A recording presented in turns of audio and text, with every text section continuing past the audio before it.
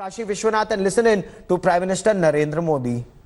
अब आप सब लोग की एकादशी और होली मनाई, हमारी शुभकामना है। ये मेरा सौभाग्य है कि आज काशी विश्वनाथ धाम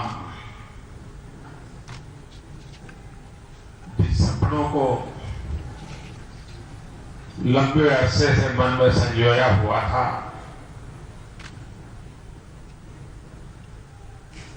जब मैं राजनीति में नहीं था तब भी जब यहां आता था, कई बार आया, लेकिन आप इधर करके दिखाओ। और शायद भोले बाबा का आदेश कहो, आशीर्वाद कहो कि आज वो सपना साकार होने का शुभारंभ हो रहा है। ये काशी विश्वनाथ धाम एक प्रकार से ये भोले बाबा की मुक्ति का पर्व है कि ऐसे जकड़ा हुआ था हमारा बाबा, चारों तरफ दीवारों में फंसा हुआ था, शायद पता नहीं कितनी सदियों तक सांस लेने भी दिक्कत रही होगी। अब पहली बार अगल बगल की कई इमारतों को एक्वायर किया गया। भोले बाबा को तो मुक्ति मिलेगी, लेकिन भोले बाबा के भक्तों को विशालता की अनुभूति होगी।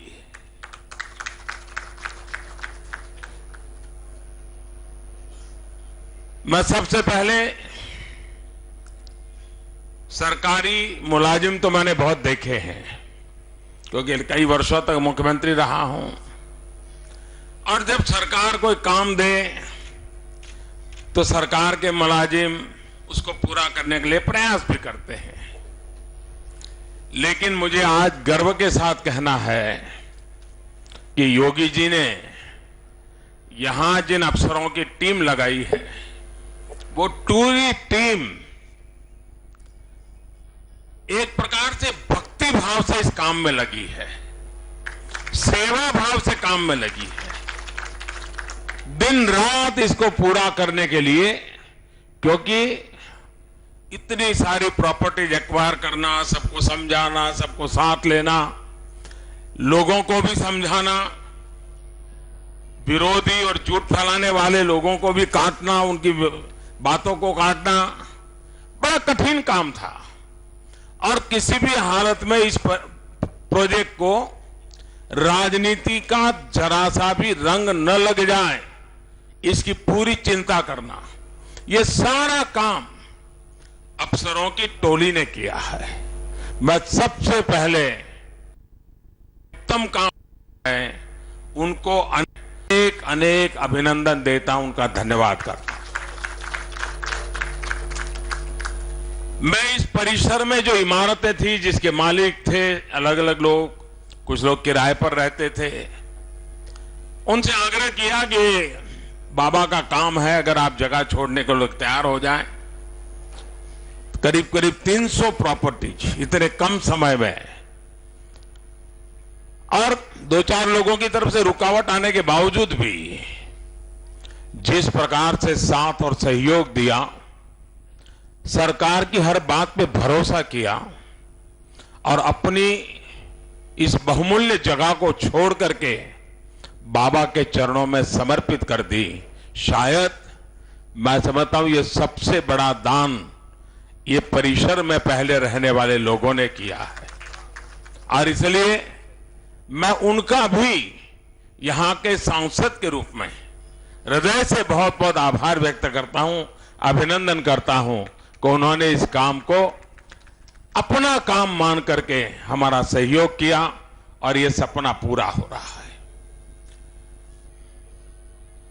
कितने सदियों से ये स्थान दुश्मनों के निशाने पर रहा, कितनी बार ध्वस्त हुआ, कितनी बार अपने अस्तित्व के बिना जिया, लेकिन यहां की आस्था ने उसको पुनर्जन्म दिया, पुनर्जीवित दिया, पुनर्चेतना दी, और यह क्रम सदियों से चलता आ रहा। जब महात्मा गांधी यहां आए थे तो उनके मन में भी एक पीड़ा थी कि भोले बाबा का स्थान ऐसा क्यों। उन्होंने भी बीएचयू में अपनी बात बताते समय इस पीड़ा को व्यक्त करने से रोक नहीं पाए थे।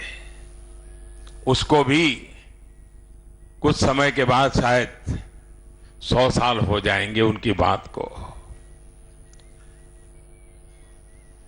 अहल्या देवी ने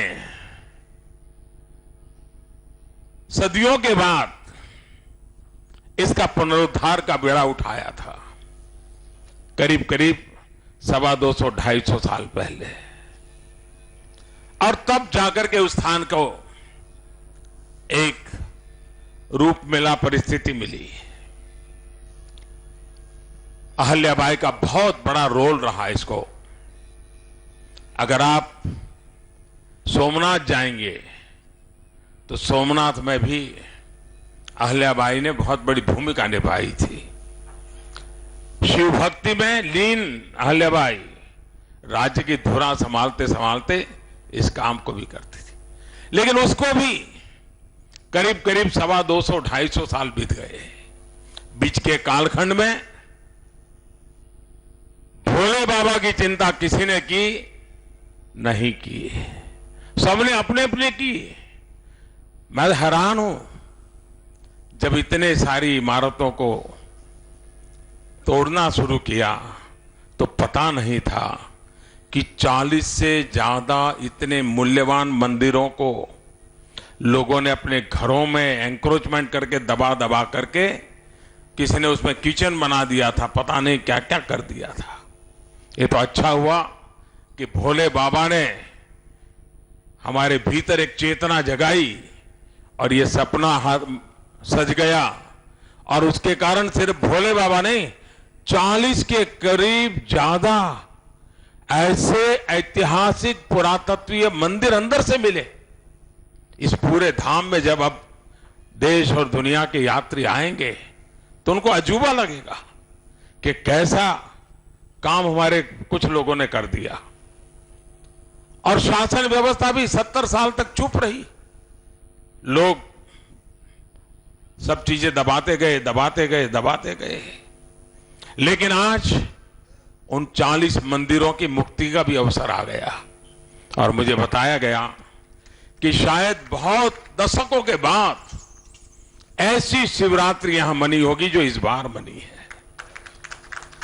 इतना खुला परिसर था, शिव भक्तों का जमावड़ा था, हजारों की तादाद में लोग अपने मोबाइल फोन से सेल्फी ले रहे थे।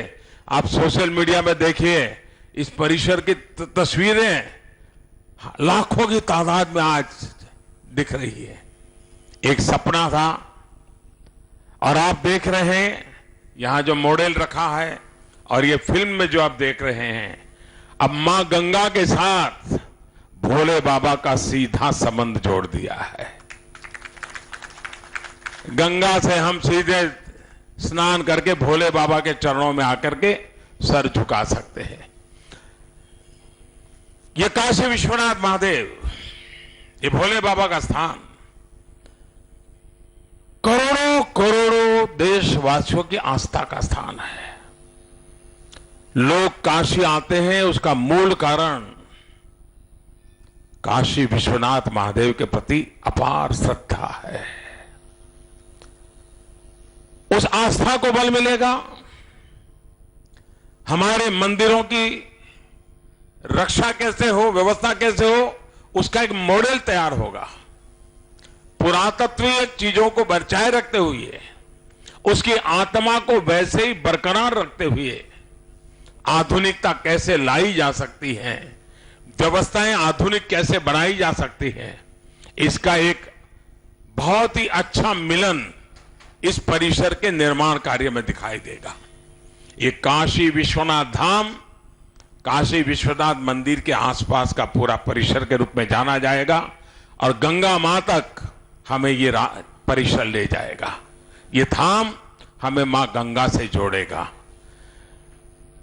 इससे पूरे विश्व में काशी की एक नई पहचान बनने वाली है। उसके भी चीजें पुरातत्व समय खोज करके अगर मिलती हैं तो बीएचयू के लोग इसको भी खोजें कि कितने साल पुराना है, कितने दशक, कितनी सदियों पुराना है, कब बना था।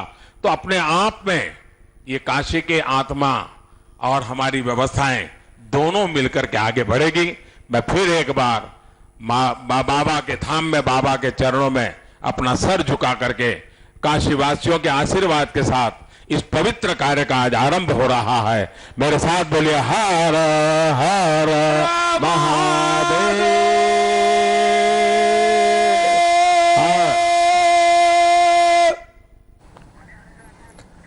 So the Prime Minister there saying that it was Ahilyabai Holkar, more than 200 years ago, she had started the project at the Kashi Vishwanath temple, and now after 250 years it is Prime Minister Narendra Modi who's going to take it forward, the 600 crore rupee project for the beautification of the Kashi Vishwanath temple and surroundings. Thanks for watching the video. For more such news and updates, please like, share and subscribe to India Today. Also check out our other great videos from our channel. We know you will love to.